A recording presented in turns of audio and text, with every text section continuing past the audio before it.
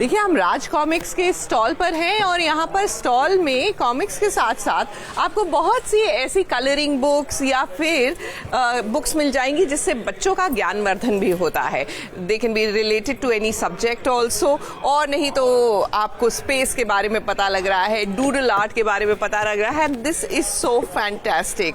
तो चलिए, जब तक हम एक्सप्लोर करते हैं कुछ ऑप्शंस, आप देखिए कि आखिरकार क्या हो रहा है, ये रिश्ता क्या कहलाता है, क्योंकि वहां पर जादू होने वाला है। लेकिन नोइंग द सीरियल, यहाँ पर ड्रामा ज्यादा होगा।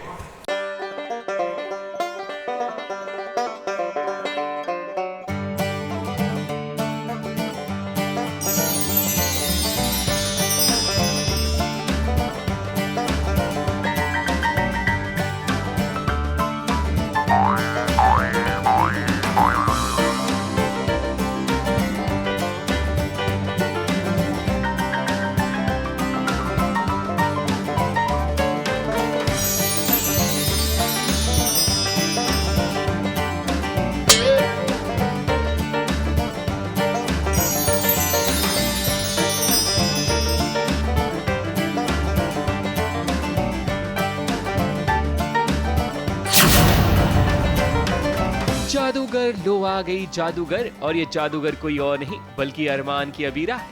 अबीरा आज ड्रामा नहीं बल्कि जादू दिखाएगी, जादू। मगर दोस्तों, टीवी की दुनिया में तो ड्रामा ही जादू है, क्योंकि बिना ड्रामे के कहानी आगे नहीं बढ़ती। जादूगर अबीरा आज अपने हाथों का जादू दिखाएगी, वो भी मायरा की बर्थडे कार्निवल में। मगर यहाँ जादू ऐसा हुआ कि अबीरा पर ही उसका जादू भारी पड़ गया, क्योंकि जो सरप्राइज अबीरा मायरा को देने वाली थी उसमें गड़बड़ हो गई। बॉक्स से निकलना कुछ था, पर उसमें से वानी निकल गई।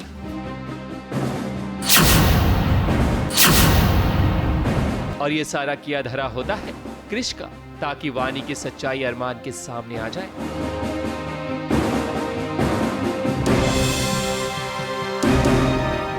मम्मा ने बोला कि आपके लिए एक बड़ा सरप्राइज भी है।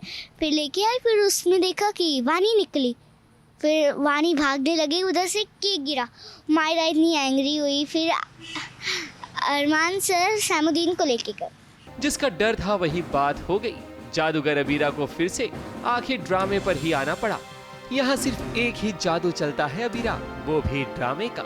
ये बात आज अबीरा को समझ आ जाएगी, क्योंकि अरमान ने अबीरा से आखिर वो सवाल पूछ ही लिया जिसका डर था। अरमान अबीरा से ये जानना चाहता है कि आखिर ये वानी क्या रजत की बेटी है। ये सुनकर वानी को और भी बुरा लगता है, क्योंकि उसे महसूस होता है कि आखिर उसके पिता के बारे में सब इतना बुरा क्यों बोल रहे हैं। इससे पहले भी अरमान की माँ वानी पर भड़क चुकी है, क्योंकि अबीरा जब वानी को पकड़ने की कोशिश करती है तब उसे बीच के गिर जाता है, जिसके कारण मायरा की आंखों में आंसू आ जाता है। और तब विद्या वानी के क्लास लेती है, और ये सारा नजारा महर की आंखों के सामने होता है। जी, ज़्यादा कुछ नहीं, बस यही है कि हाँ, अबीरा बताती है अरमान को कि महर गुनहगार है, उसने खून किया है।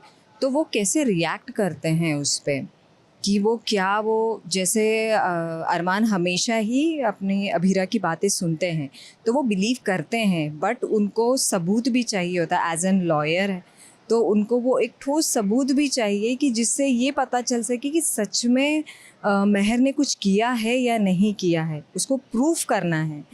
तो उस बीच में वो अपनी छानबीन में लगे रहते हैं, सच्चाई का पता लगाने की कोशिश कर रहे हैं। महर के सामने अब ये सच्चाई आ चुकी है कि अरमान को पता चल चुका है कि महर एक गुनहगार है, क्योंकि अबीरा ने अब अरमान को सब कुछ बता दिया है।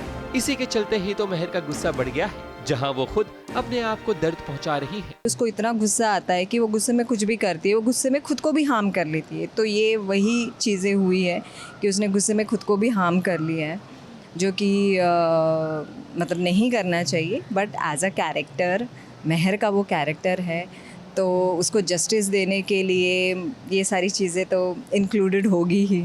अरमान और अबीरा के बीच एक बार फिर मतभेद होंगे, क्योंकि अरमान को लगेगा कि आखिर अबीरा ने उससे ये सब क्यों छुपाया। अब कहानी में फिर से एक बार अबीरा और अरमान के रिश्तों की अग्नि परीक्षा शुरू होगी। मुंबई से प्रिया धावड़ी के साथ एबीपी न्यूज रिपोर्ट।